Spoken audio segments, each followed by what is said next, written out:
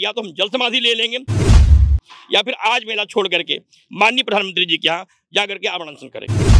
कहीं कोई व्यवस्था नहीं थी, मैं घंटों इसी बांध पे खड़ा रहा और अब तक मेला प्रशासन का एक अदना व्यक्ति भी, एक लेखपाल भी मिलने नहीं आया।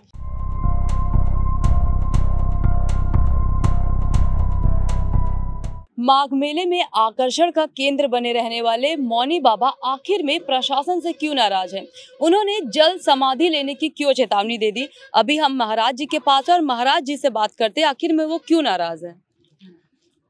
मंगलम कौशलेंद्रायो माननीय गुणाब्धये चक्रवर्ती तनुजायो सर्वभौमाय मंगलम। महाकुंभ को भव्य बनाओ, भारत हिंदू राष्ट्र बनाओ, माँ गंगा में डुबकी लगाओ, घर घर जाके अलग जगाओ, आतंकवाद को दूर भगाओ, बांग्लादेशी हिंदुओं को बचाओ और माँ गंगा को निर्मल बनाओ के संकल्प को लेकर के 10,000 गांवों की पदयात्रा करते हुए 5,51,00,000 से अधिक रुद्राक्षों की बढ़िया आप देख सकते हैं महाराज। जो इतना रुद्राक्ष पूरी दुनिया में एक साथ कहीं नहीं देखा जा सकता है।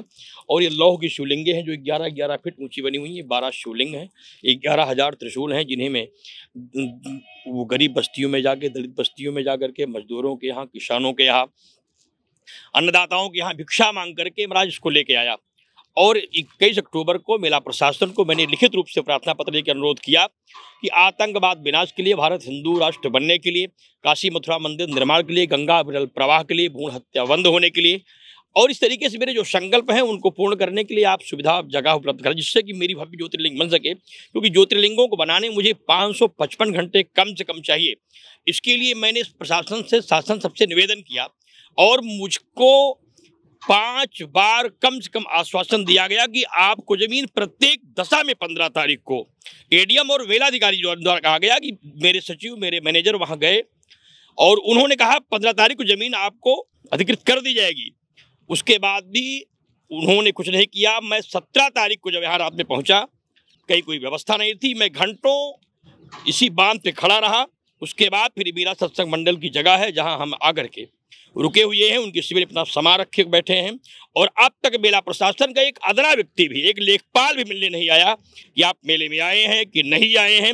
जिससे लगता है कि मेला प्रशासन जानबूझ करके भारत को हिंदू राष्ट्र बनाने के लिए विरोध करना चाहता है, आतंकवाद को बढ़ावा देना चाहता है, पाकिस्तानी और इस्लामिक आतंकवाद का समर्थन करना चाहता है, अथवा जो बांग्लादेशी हिंदू हैं उनकी नरसंहार को नहीं रोकना चाहता है।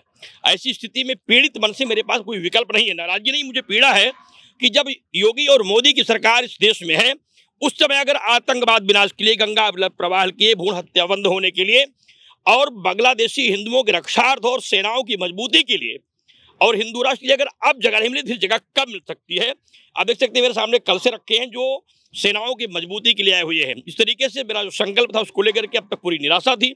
इसलिए मैंने ये घोषणा किया कि या तो हम जल समाधि ले लेंगे या फिर आज मेला छोड़ करके माननीय प्रधानमंत्री जी के यहाँ जाकर के आमरण अनशन करेंगे। महाराज जी की बातें हम जाने, आइए देखते हैं उसके बाद प्रशासन क्या करता है। आगे की रिपोर्ट हम आपको देते रहेंगे।